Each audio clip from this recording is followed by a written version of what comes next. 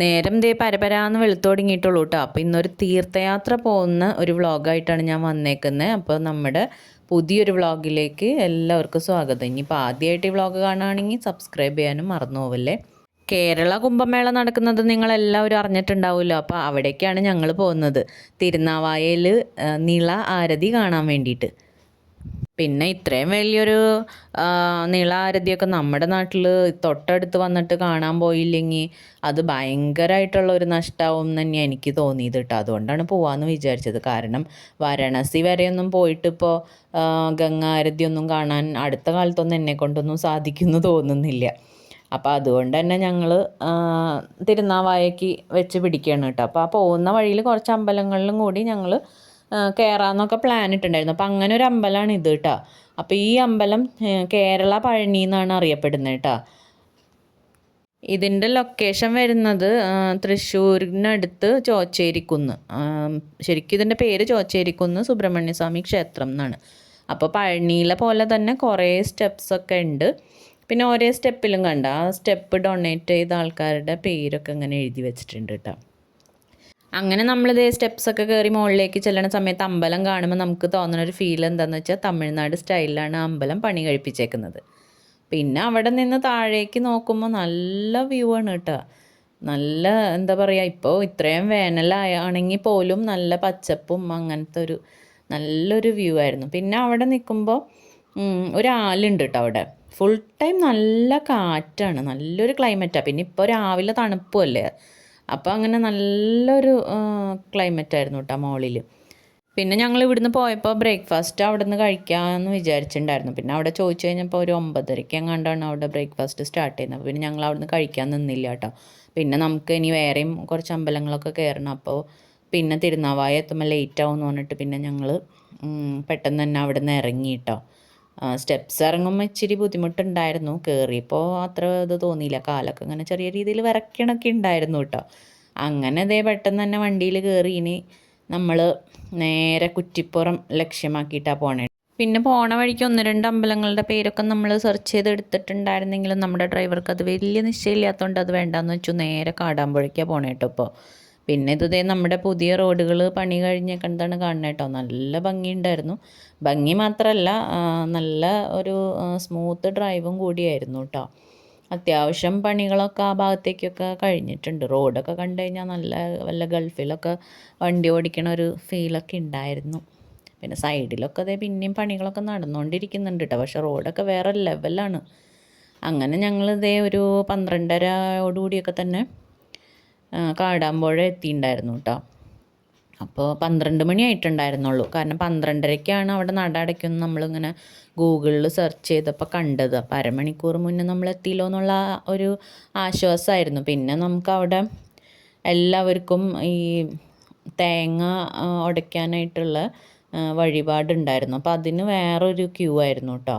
അപ്പോൾ എല്ലാവരും ആ ക്യൂവിൽ നിൽക്കണം. അല്ലാത്തവർക്കാണെങ്കിൽ നമുക്ക് ഡയറക്റ്റ് പോയി തൊഴുത് വരാം. അപ്പോൾ വലിയ റഷൊന്നും അവിടെ ഉണ്ടായിരുന്നില്ല ആ സമയത്ത്. പിന്നെ ഞങ്ങൾ ഈ തേങ്ങയുടെ ക്യൂവിൽ നിന്നുകൊണ്ട് എനിക്ക് തോന്നുന്നത് ഒരു 2 മണി വരെയൊക്കെ നമ്മൾ ആ ക്യൂവിൽ തന്നെ നിൽക്കേണ്ടി വന്നിട്ടുണ്ടായിരുന്നു. കാരണം ഒരുപാട് ആൾക്കാരുകൾ ഉണ്ടായിരുന്നു. പിന്നെ അങ്ങനെ തേങ്ങയൊക്കെ അടച്ചു. പിന്നെ ഞങ്ങൾക്ക് ഉച്ചയ്ക്ക് നമുക്ക് ഫുഡ് അവിടെ നിന്ന് കിട്ടിയില്ല കേട്ടോ. അന്നദാനം ഉണ്ടായിരുന്നില്ല. അവിടുത്തെ അന്നദാന മണ്ഡപം എന്തോ റെനോവേഷൻ അങ്ങാണ്ടായിരുന്നു. അപ്പോൾ പക്ഷേ ഞങ്ങൾ അവിടെ നിൽക്കുന്ന സമയത്ത് ദേവിക്ക് നേദിച്ച ചോറ് ഞങ്ങൾക്ക് കിട്ടി. ആ ഭാഗ്യം ഉണ്ടായിരുന്നു കേട്ടോ. അപ്പോൾ അങ്ങനെ കുറച്ച് പേർക്കാണ് കിട്ടിയുള്ളൂ. എന്നാലും എനിക്ക് കിട്ടിയായിരുന്നു. അപ്പോൾ എനിക്കത് ഭയങ്കര സന്തോഷമായി. ആദ്യമായിട്ട് അങ്ങനത്തെ ഒരു നേദിച്ച ചോറൊക്കെ കഴിച്ച്. പിന്നെ കുഞ്ഞിക്കും പാറിനൊക്കെ എന്തെങ്കിലും വാങ്ങിക്കാമെന്നൊക്കെ വിചാരിച്ച് ഫാൻസി സ്റ്റോറിൽ കയറി. പിന്നെ വെയിലെന്ന് പറഞ്ഞു കഴിഞ്ഞാൽ മുടിഞ്ഞ വെയിലായിരുന്നു. അപ്പോൾ പിന്നെ വിചാരിച്ചു വന്നാൽ ഒരു സർവത്തൊക്കെ കുടിക്കാമെന്ന് വിചാരിച്ചിട്ട് ഒരു കടയിൽ കയറി. പിന്നെ ആ ഒരു സമയമായതുകൊണ്ടും നമുക്ക് വിശപ്പല്ല കൂടുതൽ ഫീൽ ചെയ്യുന്നുണ്ടായിരുന്നു കേട്ടോ. ദാഹം തന്നെയായിരുന്നു, ദാഹം. നമ്മളിങ്ങനെ നേദിച്ച ചോറ് കഴിച്ചു എന്ന് പറഞ്ഞു കഴിഞ്ഞാൽ വളരെ കുറച്ചാണ് കിട്ടിയിട്ടുണ്ടായിരുന്നുള്ളൂ. പക്ഷേ അതന്നെ കഴിച്ച് കഴിഞ്ഞപ്പോൾ നമ്മൾ എനിക്കങ്ങനെ ഫുള്ളായിട്ടാണ് ഫീൽ ചെയ്തത്. പക്ഷേ ദാഹം പിടിച്ച് നിർത്താനേ പറ്റുന്നുണ്ടായില്ല, അതുപോലെ ചൂടായിരുന്നു.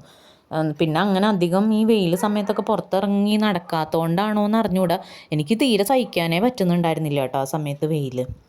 ഇനി നമ്മൾ നേരെ തിരുനാവായക്കാണ് പോണേ കേട്ടോ. അപ്പം നമ്മൾ വന്നത് ശരിക്കും പറഞ്ഞു കഴിഞ്ഞാൽ ഈ തിരുനാവായക്ക് പോണ ആ ഒരു ജംഗ്ഷനിൽ നിന്ന് ഇങ്ങോട്ടാണ് വന്നേക്കണം. അപ്പം നമ്മൾ റിട്ടേൺ തന്നെ പോകണം.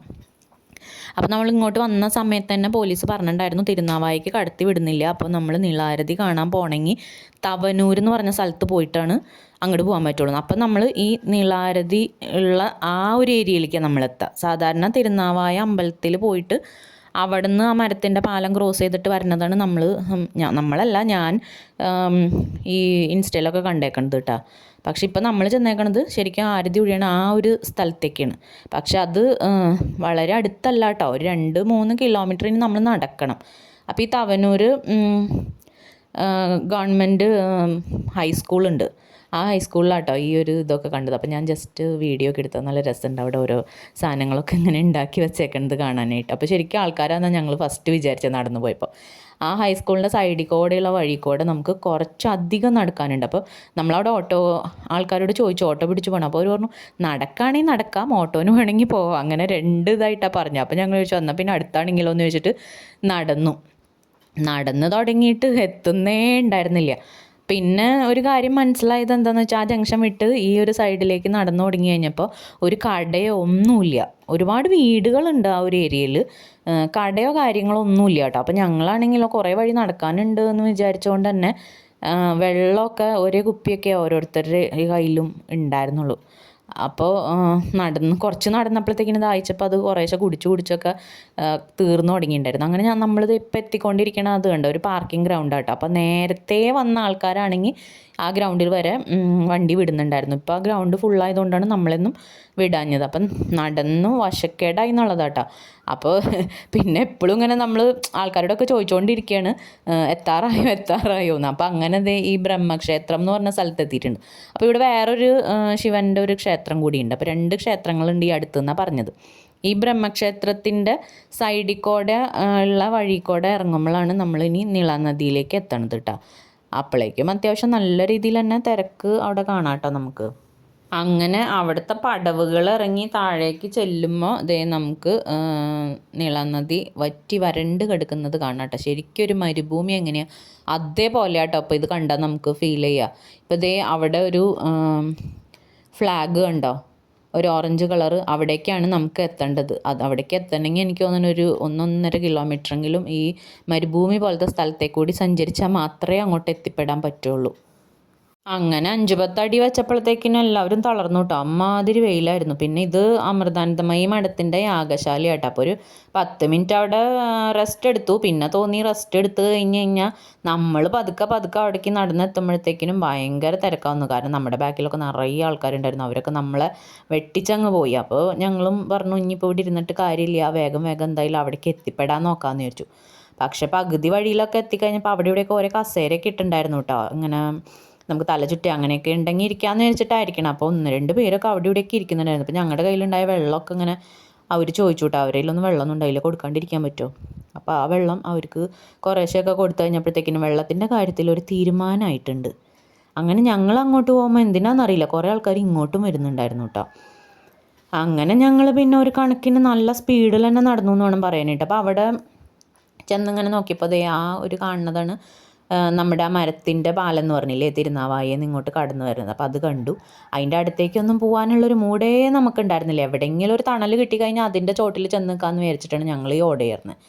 പിന്നെ നീളാരതി മാത്രമല്ല കേട്ടോ, അവിടെ ഒരു സാംസ്കാരിക സമ്മേളനം കൂടി തന്നെ നടക്കുന്നത്. ഇപ്പോൾ ഞങ്ങൾ അവിടെ ചെന്നപ്പോൾ കുറച്ച് തെയ്യം പോലത്തെ വേഷമിട്ട ആൾക്കാരുണ്ടായിരുന്നു. പിന്നെ അതേ കുറേ കാവടിയുടെ കുറേ സാധനങ്ങൾ അവിടെ കൊണ്ടുവച്ചിട്ടുണ്ടായിരുന്നു. അങ്ങനെയൊക്കെ കുറേ കാര്യങ്ങളൊക്കെ കണ്ടു കേട്ടോ. അപ്പോൾ അതൊക്കെ എപ്പോഴാണ് ടൈമിംഗ് എന്നൊന്നും നമുക്കറിയില്ല.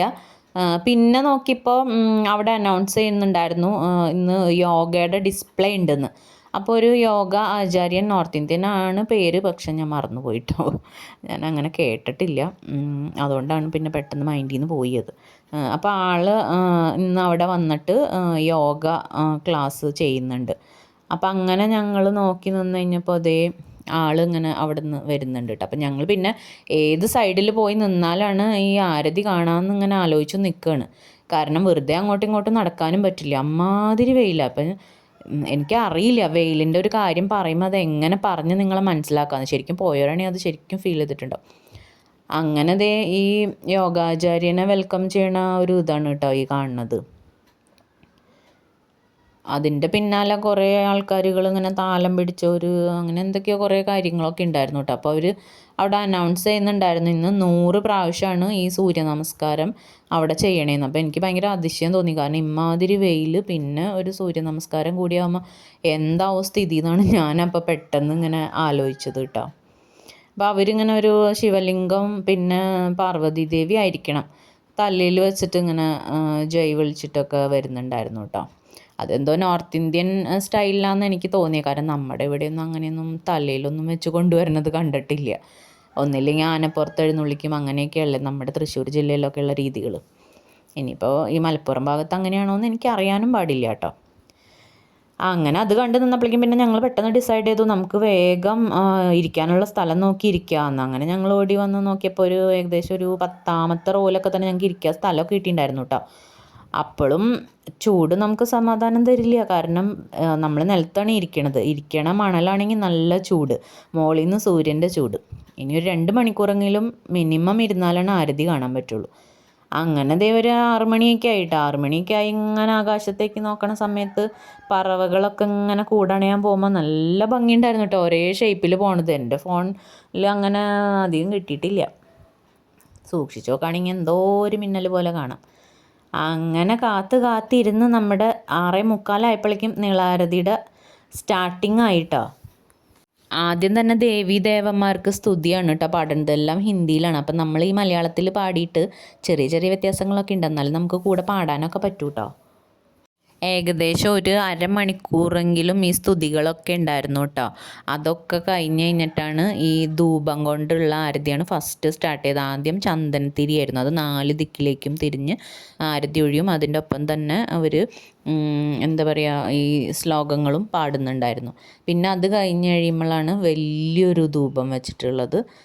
പിന്നെ അത് കഴിഞ്ഞിട്ട് വലിയൊരു പാത്രത്തിൽ ഈ എനിക്ക് തോന്നുന്നത് നമ്മുടെ കർപ്പൂരമായിരിക്കാം, അങ്ങനെ അത് കഴിഞ്ഞിട്ടാണ് ലാസ്റ്റാണ് ആ വലിയ വിളക്ക് വെച്ചിട്ടുള്ള ആ ഒരു ആരതിയൊക്കെ കണ്ടത്. പിന്നെ ആ വിളക്ക് വെച്ച ആരതിയൊക്കെ ആയപ്പോഴത്തേക്കിനും ആൾക്കാരൊക്കെ എണീറ്റൊക്കെ തുടങ്ങി, ആകെ എന്താ പറയുക ഒച്ചപ്പാടും ബഹളമൊക്കെ എന്നുള്ളത്. ആരും അങ്ങനെ ഒരു പ്രാർത്ഥനയോട് കൂടിയിട്ടല്ല തൊട്ടടുത്തൊക്കെ ഉള്ള ആൾക്കാരെയൊക്കെ നോക്കുമ്പോൾ ഇരിക്കണത്. എല്ലാവരും എന്തോ ഒരു കാഴ്ച കാണാൻ വന്നു, അല്ലെങ്കിൽ ഒരു ഫോണിൽ വീഡിയോ എടുക്കാൻ വന്നു. ഇപ്പം ഞാൻ വീഡിയോ എടുക്കുന്നുണ്ടെങ്കിലും പ്രാർത്ഥനയൊക്കെ ഞാൻ കൂടെ ചൊല്ലുന്നുണ്ടായിരുന്നു കേട്ടോ.